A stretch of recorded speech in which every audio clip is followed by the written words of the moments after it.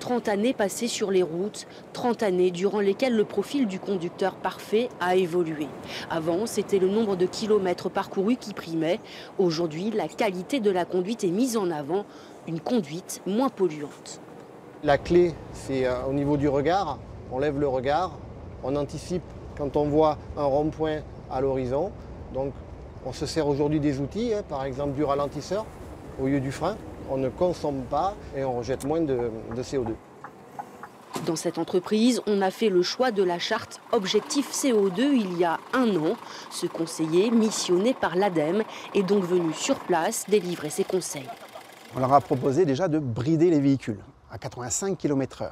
On leur a proposé de former toute leur équipe de conducteurs. On a travaillé aussi sur le choix des nouveaux matériels.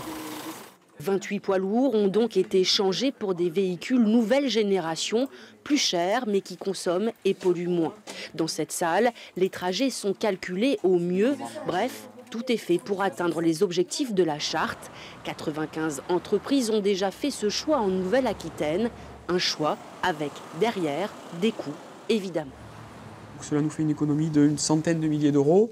Et nous avons eu des investissements, alors je ne parle pas du coût financier du crédit en lui-même, mais par rapport à la formation, aux formateurs et aux coûts engendrés en plus, il y a bien 90 000 euros. Donc c'est rentable ou pas encore? Non, ce n'est pas encore rentable. Selon ce gérant, il faudra attendre 36 mois pour voir l'investissement amorti, mais d'ici là, l'entreprise se sera déjà lancé un nouveau défi, l'obtention cette fois-ci du label, plus exigeant, davantage contrôlé aussi.